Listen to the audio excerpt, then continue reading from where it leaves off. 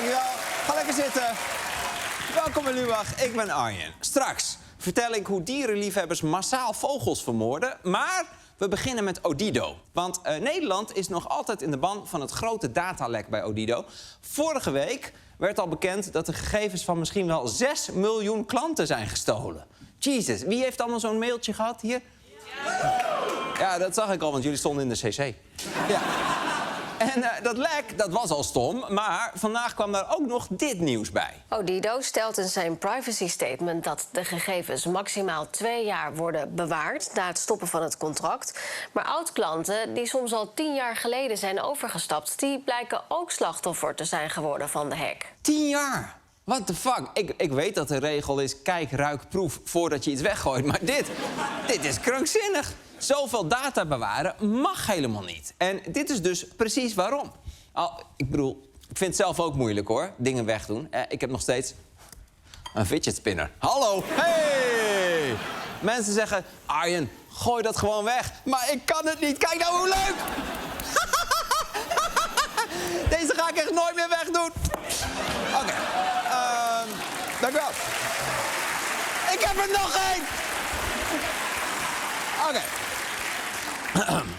Rustig. Welke gegevens zijn er gestolen? Het gaat niet alleen om persoonlijke informatie, adresgegevens, e-mail, mobiel nummer en geboortedatum, maar ook, en dat is ernstiger, om bankrekeningnummers en nummers van paspoorten en rijbewijzen. Jezus, maar dat is bijna alles. Ik ben wel blij dat ze alleen paspoortnummers hebben en niet mijn paspoortfoto. Dat is zo gênant. Niet echt snatched. Daar had je bij moeten zijn. Deze mag echt niemand ooit in handen krijgen. Maar oké. Wat kunnen criminelen met die gegevens? Kunnen ze je bankrekening plunderen, online dure spullen kopen, een hypotheek afsluiten op jouw naam? En ik hoor de Gen Z'ers hier nu denken, een hypotheek met mijn gegevens? Succes daarmee! Maar nee, criminelen kunnen die gegevens gebruiken om nepberichten te versturen die er heel echt uitzien. Ja, dan doen ze zich bijvoorbeeld voor als je bank en dan vragen ze om je wachtwoord. Want als je een bericht krijgt met beste klant, geef me je bankgegevens, dan trap je daar niet in. Maar als je een bericht krijgt met beste Arjen Lubach, kun je inloggen op je bankrekeningnummer, puntje, puntje, puntje, waarmee je afgelopen week 30 puddingbroodjes hebt gekocht. Dan denk je, wauw, dit weet alleen mijn bank, mijn bakker en mijn therapeut. En mijn lovehandles. Dus iedereen die ooit klant is geweest bij Odido moet de komende tijd een beetje gaan opletten. Het dringende advies is dus van mensen die er verstand van hebben, komende tijd maar eventjes niet op allerlei linkjes klikken. Ja, komende tijd niet op allerlei linkjes klikken. Dat is een goede tip.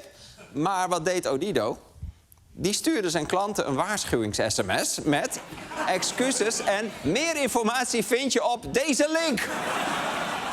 Ik mag hopen dat als je op die link klikt, dat je dan op een pagina komt met wat zeiden we nou, niet klikken! Maar hoe kon die hack nou gebeuren? Nou, die hackers achterhaalden eerst wachtwoorden van Odido-medewerkers en deden zich daarna voor als de ICT-afdeling van Odido. En dat klinkt heel ingewikkeld, maar het is heel simpel om je voor te doen als Odido-medewerker. Kijk maar. Al onze medewerkers zijn in gesprek. U wordt zo spoedig mogelijk geholpen. Dankjewel. Net echt. Maar dit klinkt wel echt slordig. Hè? Had Odido de cyberbeveiliging dan niet op orde? Veiligheid is voor ons een hoofdprioriteit, voor onze klanten. Dat dit alsnog is gebeurd, geeft alleen maar aan hoe slinks deze cybercriminelen zijn. Cybercriminelen? De woordvoerder van een enorm telecombedrijf heeft het over cybercriminelen. Dames en heren, slecht nieuws. We zijn gehackt. Oké, nou, de gegevens van half Nederland liggen dus op straat. Maar wat vinden de mensen op straat daarvan? Ja, daar schrik ik behoorlijk van. Ik zit er zelf ook bij. Oh, je zit er ook bij? Ja.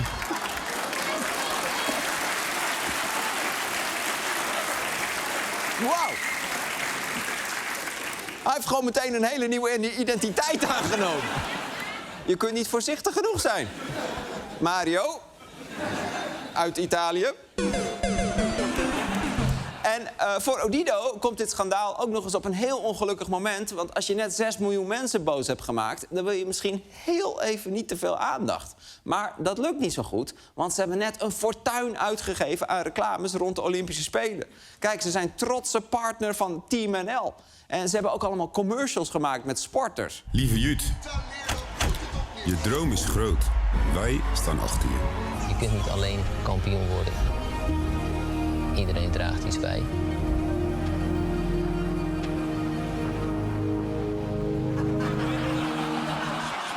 Ja, je netwerk is goud waard. Ja, vooral voor cybercriminelen.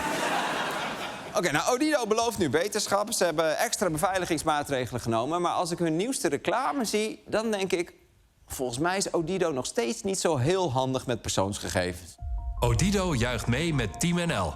We feliciteren Xandra Velsenboer met 2 keer goud. Er is een mooie bos bloemen onderweg naar Singeldreef 14 in Heerenveen. En natuurlijk onze Utah. Je bent niet alleen snel, maar ook fotogeniek. Zoals hier op je paspoortfoto.